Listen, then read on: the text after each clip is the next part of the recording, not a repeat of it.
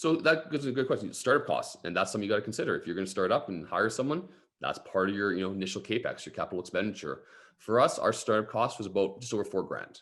That was all in. The biggest one is, especially where we are, is getting your nuance, so getting your business search done, registering your company, business licensing. That was about $800 where we are. After that, the next biggest expenditure was probably lights at about 1,000, and then worked our way backwards from there. But $4,000, that was like all in. And I think that's the biggest thing we so often forget when we get going business is you got to track every cent.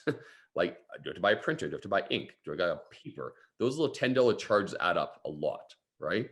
And it's funny, I come from a business where my startup cost usually was like, $1 million, right? So I'm like, ooh, 40,000. Yeah. I'm like, with the fleet, with the vehicles, like, oh, that's like change tires, right? But it's funny because but that's why I love this business model is you can get this, like our average, like in our property before we moved out, our revenue, or excuse me, our margin, our EBITDA was 75%.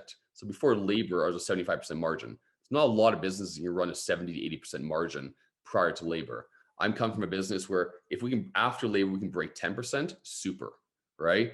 So this was on a business side, was really attractive in that regard. Even our commercial property now, we're still at 60% margin before labor.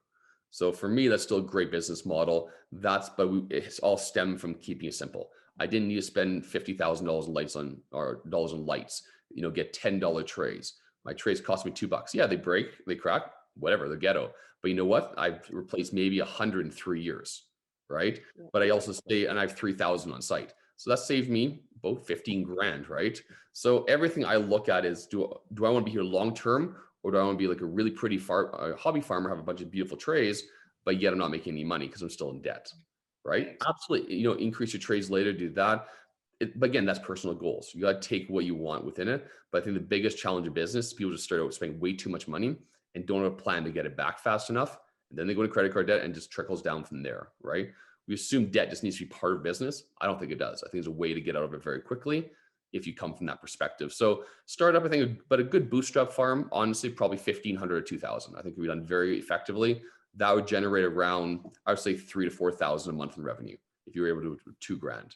Because one shelf, running 20 trays off of one shelving unit is around 1,500 a week, a month in revenue. So if you get two, you're 3,000. So two shelves, all in, that's 40 trays. That's probably 100 trays all day. But two shelves, you probably have 20 lights, a little bit of seed, soil, you're good to go. That's a $50,000 per year revenue. It's pretty good business, right? For $2,000 initial startup cost.